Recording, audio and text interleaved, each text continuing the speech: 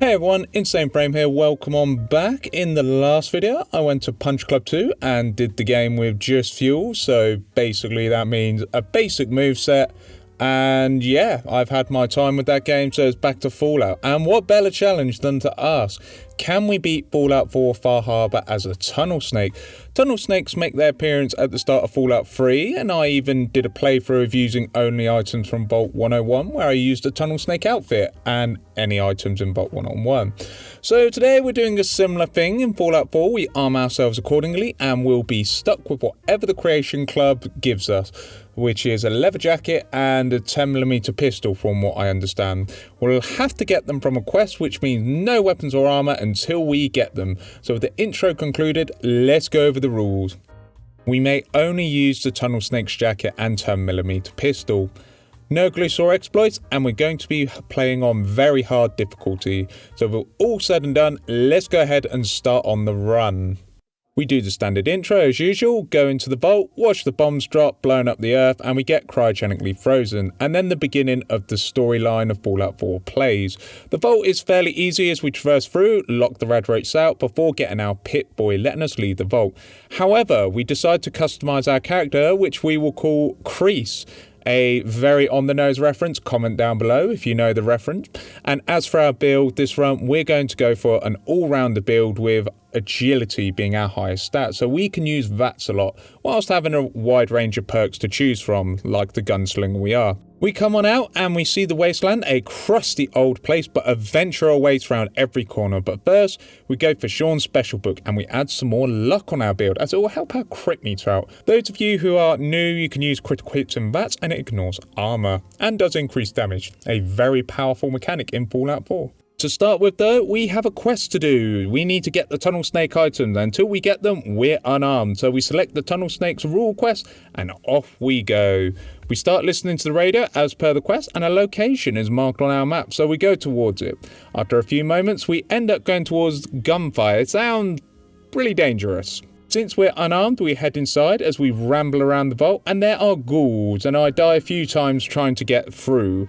However, on the floor in the next room is a tunnel snake, and he has a 10mm pistol, a classic model at that, and we can start fighting back against the ghouls. Once the combat is over, I check the terminal to see what happened here, and it turns out Wally Mac decided to keep some radioactive waste in the hopes of gaining some superpowers, but all it did was turn everyone into ghouls, and the tunnel snakes we saw on the floor, they decided to send out a radio signal, and that's the signal we've been following. So I guess it's up to us to carry on the tunnel snake's name as the last tunnel snake. We level up and I decide to go for the perk Gunslinger, letting us do 20% more damage. Lovely. After getting more ammo, we come on back as the terminal hints at Wally West being a boss in here. And after buying some more ammo and coming back at a later date, Wally is a glowing one and a pretty tough enemy for us at this stage of the game. However, the platform at the back can be used as a pillbox against the ghouls as we find some psycho and let loose with all our ammo, destroying most of the ghouls in the area. And as Wally Mac lumbers around, we do the classic action hero thing and set him on fire and place a few nice shots on him as the ghouls get thinned out. We decide to get Wally again, but cripple his legs no less and finish him off like a horror movie villain. As we go to loot him, we have a gun called the Ultimatum. Since it's in the tunnel snake cave, I think we'll go ahead and use this as it's a cool gun and it does extra radiation damage. As they say, tunnel snakes rule. We also gain a lot of XP thanks to the quest. Now armed with a very good weapon, we use the 2 level ups we acquired to get 1 rank of gun nut. This will come in handy without a shadow of a doubt, and we decide to get +1 agility. It might not be much, but we can get quick reload later. There was also a key on Butch, and we decide to go ahead and go through his personal belongings. So we go to his footlocker and we get the tunnel snake stash of loot. We are very well equipped for the early game now, and I had no idea what to expect, but my word, this was awesome, and the Ultimatum is a fantastic looking gun, might I say. We decide to get Nick Valentine as it's that time in the story of Fallout 4, but I make a stop at the Boston Library as we decide to read up on Boston in the Boston Library. However, we do get an intelligence bobblehead and a lot of super mutants. our kind of library, it seems. It's good cap gains and good experience, but after our stop off, we go and start taking out the triggermen, even getting a cool kill cam, and we are the embodiment of a tunnel snake as we break and loot them, and we also level up, and I decide to go for Fortune Finder rank 1. So we can now find bottle caps in containers. This will pay for our ammo troubles this run. We take out some more triggermen and sell their loot to fund our tunnel snake empire. We managed to get to Dino with a lot of headshots thanks to that, and we spring Nick free, which is excellent. And since he's a gentleman, we don't let him dirty his hands as we just take out 3 more triggermen, since we are looking and shooting fantastically, like a cup of Yorkshire tea. Ah, simply beautiful. We own another triggerman using a bat and pick up astoundingly awesome tails. It gives us another +5 action points. Not much, but we'll take what we can get since every little helps. But we get to Skinny Malone and he is just a wannabe tunnel snake. So we take out his henchman in VATS by using headshots and then a crit on the second guy's head, taking out a lot of firepower. As for Darla, we just repeatedly shoot her in the face as you do, as she's being very uncivilized and beating someone with a bat. And she is dealt with as she could have had a cup of Yorkshire tea, or maybe Earl Grey, as she's an Earl Grey girl, who knows. She's no longer around. And as for Skinny, he gets half a dozen headshots into his head, making him realise the 10mm pistol is a good weapon to use in VATS, allowing us to get the victory. Outside, Nick Valentine invites us to his office and we decide to go ahead and also level up. We go for Fortune Finder rank 2, so now we can find more caps in containers, allowing us to fund our tunnel snake ammo needs for the rest of the run, so we're all set now. We approach Nick and describe Kellogg cornflakes. We go and get a key from his house in a chest of drawers without bribing or paying for it, since tunnel snakes rule after all, and we're breaking and entering into Kellogg's house. We see he's quite the fellow, but Dog Meat shows up and does his thing, and we decide to go ahead and upgrade our pistol's receiver so it does more damage. But we're not doing the main story. Oh, no, we're doing Far Harbour, so we go near the Museum of Witchcraft and explore the area to find a boathouse. We examine a picture frame and find a key. We use the key to get in the safe, and we hear this girl Kasumi talk about wanting to meet a community of simps in Far Harbour. Off, like I'm not really supposed to be here, but then there are things in my childhood I can't remember, and I've been having strange dreams. I'm going to go to meet these synths. I have to know the truth about myself. They've told me to sail up north to a town called Far Harbour. I can make my way to them from there. We now have an objective to go see if she's okay and find out what she's looking for, but first we speak to her parents. Where is she? I think I know where Kasumi went. A place called Far Harbour. She went that far up north? God, that explains why she took the boat. There's no time to waste. You have to go after her. Now we have 2 concerned parents. I listened to a couple of logs and it's clear Kasumi feels trapped and wants to experience the world a little. So we're tasked with finding her and also bringing her back, if we can, that is. The thing I love about Far Harbour is your choices will set you on a path. You can deviate from it anytime you wish, but it will have a bigger effect. And the world, it reacts to what you do at certain points. So we set off on an adventure and who knows what we'll find.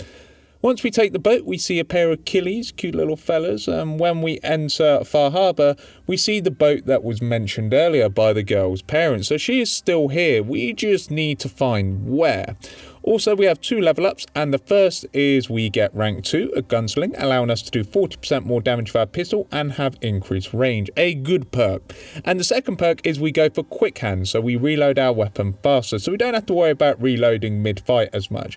2 very solid perks. Anyway, Captain Avery says that the town's under attack and wishes for us to help out, so we do. We have no clue what's going on, and these things called gulpers show up to show us what we'll be facing here. They are kind of creepy looking, and they take a lot of damage. We fire our pistol at a few of them and help defend the town, and before we know it, the siege is over. We're Captain Avery, and she has some answers to our questions. She says the person we're looking for, Kasumi, went to a place called Arcadia, and that we need to get there. She recommends a guide, but we pass, and she says to offer the harbour folk some help. So we do just that, if it's free experience, if nothing else, but we want to focus on the story. Once all the quests are gathered up, we decide to head out. We're immediately met with trappers, Far Harbour's version of raiders. They hit harder and are stranger and crazier, but hey, if they still bleed, they can die. So a few shots here and there and they're out of action. We also see some ghouls, much faster and more unpredictable, send the game's difficulty here. Not too bad, but so far we have to get to Arcadia and see how Kasumi is doing. And what brought her to a place like this? Well, who knows, but we trudge up the hill and find a strange looking observatory. Since we found it, we get a bunch of XP and it levels us up. We decide to go ahead and get Bloody Mess rank 1, improving our damage by 5%. Not bad. When we get inside Arcadia, we have a surprising character waiting for us. We have Dima. He says the person we're looking for is here and that we are courageous for coming here. We're free to do as we please, and he alludes to us that maybe we are a synth ourselves, although that is not true as we are a pre-war veteran. So we ask if our missing person is here, and he says they certainly are and that she belongs here, causing a lot of complications, to say the least. Now we have further questions regarding what the right thing to do is versus the wrong thing. Now my gut is telling me Kasumi is not a simp, but rather a human, and a mechanically gifted one at that. But Dima has manipulated her coming to the island, and unfortunately is wrong thinking she is a simp. But for now, we'll just go and see if she's okay. We go introduce ourselves to everybody, and when we do, they're skeptical, and rightfully so, might add, but we smooth things over very quickly. And then we go and meet Kasumi. She is convinced that Dima is up to something, and that she actually believes him and thinks that she is a simp. But with that in mind, we do have a couple of things we can do, so we decide to help her out since our charisma is very bad and we can't convince her at this point to leave. But we can earn her trust, so we decide to sit in on a meeting and eavesdrop to get sensitive information. So we get the Arcadia storage key and decide to hide away as the meeting occurs. The three heads of Arcadia speak, and Dima wants a peaceful revolution to the problem. However, his memory banks and all the information we need is with the Children of Atom, and the High Confessor is an enemy, so we'll need to grab those. Also, there's a terminal we can use to upload the memory bank, so we got our next objective, which is to acquire Dima's memory bank. So we get Faraday's program from his desk, and we report back to Kasumi, and she says we need to access a remote terminal. She pays us handsomely, and we get a level up. We're level 10, so we go for Bloody Mess rank 2, allowing us to get 10% more damage. It's not much, but it will help us out, and it is a passive boost, so what's not to love? We then get to the Children of Atom, and these guys don't mess about. I thought about barging my way in, but their arms and armour would make it very difficult. I decided to do their side quest, and we drink from a toxic stream and hallucinate, which sends us on a wild goose chase. We see lots of animals and ghosts, and eventually we get to a bunker. There are lots of ghouls here, some normal and some that look like Slender Man's cousins. These guys are actually pretty tough, but some VAT shots shows them what's up, and we managed to beat them. We enter the building, and I build up a lot of rads, and then the password is sneakily hidden on the side of the locker. Mother. We go in and we get the idol, allowing us to get inside the Children of Atom's base without too much hesitation. After seeing the Grand Zealot, we talk about our experience. He thinks we are a chosen one. I guess in a sense we are, but we also level up. And I decide that +1 luck, as it's pretty good to level up luck, and well, I'm not sure if it'll come in handy, but it's nice to have to build up our crit meter. We go through the Children of Atom's base and get to the command center. We are warned it is heavily defended, so heavy resistance is expected, and they aren't kidding. We disarm some tripwires and get a Mr. Gutsy, but he only has one arm, so some accurate shooting in VATS allows us to make headway, and he tries to self-destruct, and we run like hell. Next up is some Protectrons. They aren't too bad, but we just shoot their arms off, and much the same happens. We run away as they self-destruct. This assaultron was very difficult and I died multiple times, but after taking some psycho and using a crit, we do a lot of damage to its leg and then just start running down the narrow hallway and corridors and firing haphazardly, and one of its legs breaks, allowing us to cripple it and take the upper hand, and what was a dangerous fight is now very one-sided. It is pretty brutal, but we manage it, and however, when we get into the main room, we flick the power on and a legendary automatron shows up. This isn't as bad as we can run in circles and politely shut the door behind us and fire on its legs, even saying a crit, and to my surprise, first try, we make it, and it crawls on its remaining limbs, so we can take this fight no problem. And the Automan decides to explode in our face to say we can't get away with this. I must commend you, Automatron. You did very well defending this place even after you're destroyed. Well done. You are worth being an adversary. Anyway, we access the console and begin accessing Demon's memory banks, and he harbours a terrible secret. If you want spoiler-free, now's the time to tune out, but here we go. Demon's memory banks reveal to us he was attacked by the citizens of Bar Harbour, and he tried to get along with everyone. However, no one accepted Arcadia for being a peaceful place, so he goes ahead and kills Captain Avery. Take a listen. With Far Harbor. Several of my people have been assaulted, spat at, interrogated for no reason. This is getting out of control. But there's still a chance they can learn to trust us. We just need one of their own who's on our side. I can't let anyone know what I'm about to do. I'll need to set up the equipment far away from Acadia. It'll double as a place to bury the evidence. Now that we have that, it complicates things a little. However, we're still not done, as we need to get a quest item, and after solving the second memory bank, we get some more information on what happened. I'm offloading this memory. I cannot bear lying to Confessor Martin and his children of Adam any longer. Better to just forget. I found it. The location of the launch key to fire the nuclear missile inside the submarine. Confessor Martin believes it can bring his people into division, destruction at the hands of an atomic blast. So now we have the Children of Atom as an option to wipe them out by using the nuclear launch codes located in the hotel, but Dima considers them his friends, so it is a possible path, but one that is rather extreme. However, there are 3 more memory banks for us, and after doing the third memory bank, we have this. Memory file identification 0H-3X0P. Converted to audio transcription. Beginning playback. I've made a contingency plan in case Far Harbor discovers the truth, or gives in to their xenophobia despite all my efforts. I've isolated the wind turbine powering Far Harbor's fog condensers. A kill switch command will leave them defenseless from the fog and its creatures. But now that it's done, am I really capable of this? This massacre that I've engineered? I'm going to remove the command code from my memories. I'll bury a hard copy if I need to use it. But I can't keep it close to me. It makes me sick. So with all the memory banks unlocked, the first 3 being the most important, we have a couple of options to complete Bar Harbour. We can 1. Kill the residents of Bar Harbour, causing all the problems by just simply shutting off the wind turbines.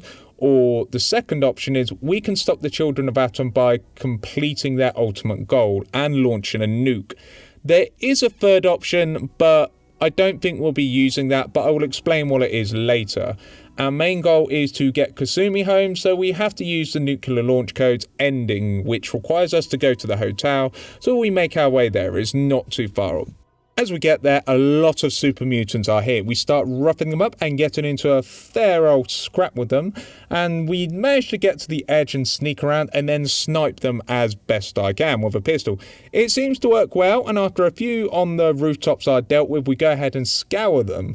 We manage to bump into several mutants as we storm the building and continuously shoot them until they stop moving. They are quite intimidating foes, but once we head on inside and take the upper floor to rain down more hot lead on these fellows, the headshot bonanza carries on as we take out 3 super mutants. Thank you, Corridor, you made this easy as pie. We go and see the chef at the hotel. He has a pet dog in the kitchen, so we use more ammo to sort them out. And then we get to the hotel room and input the code, and we see a safe room. We take a moment to listen to it. We can do this all day, Arnie. Fine. The hell's it matter? It's on the boat. Fringe Cove docks. Combinations 44, 6, 75, 12. Now, was that so hard? So long, Captain. Now where the hell's the release to this door? Sorry, Franny. You're stuck with me. We now know a key is on the boat. It's becoming a wild goose chase, but we are a step closer than we were, so we make headway to the boat. The area has throngs of mylarks. They aren't too bad, as we can shoot them from the safety of a floating outpost. And once they are taken out and half our ammo is depleted, I see anglers looming around. And not the friendly fisherman kind, the kind that can bite our face off. So I decide to sneak on through, avoiding any unnecessary fighting, and it works, as we can just start swimming and we get the nuclear launch codes for our trouble. I almost forgot, but I did try to progress the story. However, we need one more piece of evidence before we can, and that is we need to go to the medical facility, as that is the final piece of evidence we will need. However, we level up and I get Mr. Sandman, so our silenced weapons do an additional 15% sneak attack damage. Very nice indeed. We go to the facility and it's overrun by super mutants. This is a repeating theme here. It's a factory of some kind, and we fight our way through and we manage to get to the basement of the building. And lo and behold, we see Captain Avery's grave, and we take some of her possessions to prove to Kasumi. And also, we decide to go ahead and let Kasumi know that Dima has blood on his hands, and she wants to make sure everything is sold before we continue. We also confront Dima, and I decide it's too late to get the Brotherhood of Steel to invade the island. We might as well let Dima live with his guilt, as that's punishment enough. But for those who want 2 perks from the island, you absolutely can do that if you side with the Brotherhood of Steel, and let Captain Kells knows what's going on.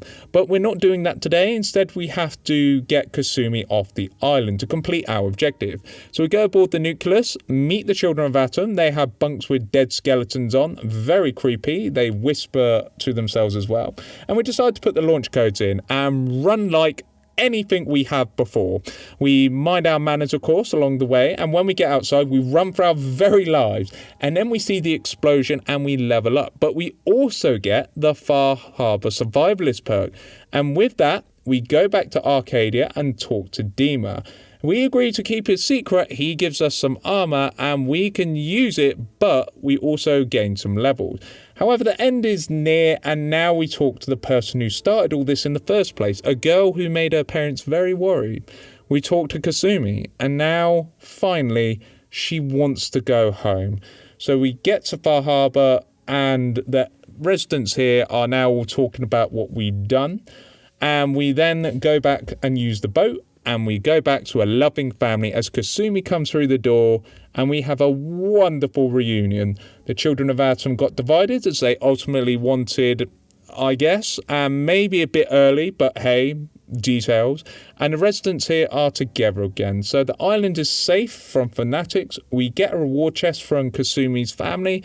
However, rather than take it like a tunnel snake would, I add in all the items from Far Harbour, so Kasumi wants she can remember the tunnel snake's rule, answering the question, can you beat Far Harbour as a tunnel snake? And yes you can. It's not what I thought, but there you go.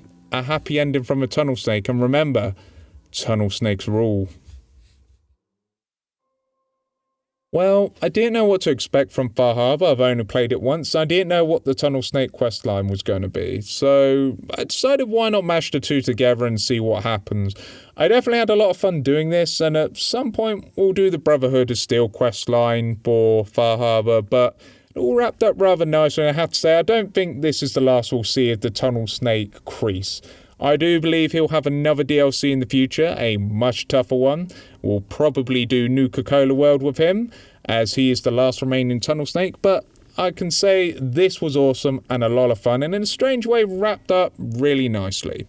Anyway, our next challenge will be, can you beat New Vegas as a Legionary? We did the NCR playthrough, so it's only fair I do the Legionary playthrough and fulfill all the quests that it has to offer. Anyway, I've been Insane Frame. Thank you very much for watching. You're all beautiful peoples. Have an amazing day. Wherever you are, have a fantastic night, and I hope to see you in the next one. Have an awesome time, everyone. This is Insane Frame, signing off. Laylies, everyone.